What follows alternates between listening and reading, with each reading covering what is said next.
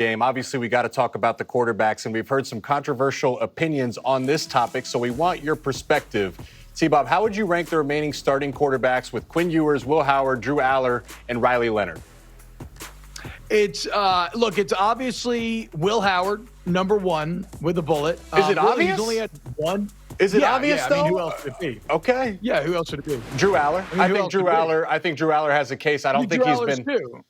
Yeah, I just think Drew Allar has not been helped by his receivers. I think Will Howard gets a bump statistically because he has guys that make 50-50 plays look like 75-25, whereas Drew Allar has the opposite from most of his weapons. I'll say I think it's a little bit closer than we think. That throw to Emeka Egbuka was not a 50-50 No, ball. it wasn't. That was and Will's made some great throws. I just think the one it's interception closer. he had wasn't even a 50-50 ball. That was PI. Will has made some great throws for sure, but I think Drew Allar's made some great throws as well. But this goes back to what are we evaluating, right? Are we evaluating them based on like NFL potential, or are you asking me like which quarterback is the best left in the Final Four? Well, because if you're asking I interrupted me that, you, so you the can receivers answer it. come in. No, you're fine. I'm saying, but if that's the question, like the receivers do come into play.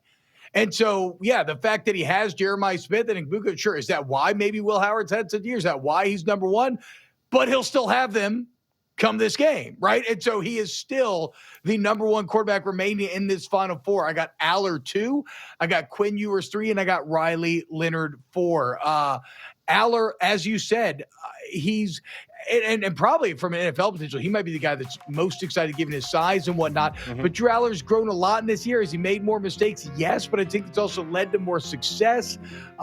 With Quinn Ewers, he's maybe had the most confounding year because if you go back to the beginning of the season against Michigan, he looked damn near unstoppable. Now, that Michigan was not the Michigan that ended the season. And unfortunately for Ewers, we have seen too often now when he does not have that run support and the game is put into his hands, he can make mistakes that open up the door for a loss. Now, I should say this, credit to Quinn, although I felt that he was pretty mediocre for the majority of that quarterfinal, when it mattered most and the game was on the line and you had to have it, he made back-to-back massive plays to win that game. And arguably also set up a couple of what should have been game-winning field goals. So he was best when it mattered most, but I'll still score Howard, Allar, Ewers, Leonard.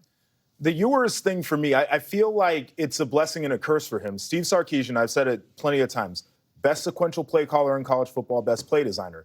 But I think it's been a crutch for Quinn Ewers. When the play is not defined, it's not clear, he doesn't know exactly what the read is, it's not a shot. I feel like he struggles at times, and he's not a guy who can improvise on his own. And then for Riley Leonard, he might be the best gotta-have-it guy on this list, but it is so dependent on everything around him being right. All the rest of the run game has to click. All of the defense has to be playing well. Like, if you just ask him, you're down 10 and you got to come back on your arm, can you do it? Like, I'm not exactly sure any of us would pick him, but if they're playing the game they want to play, he might be the most effective guy on this list.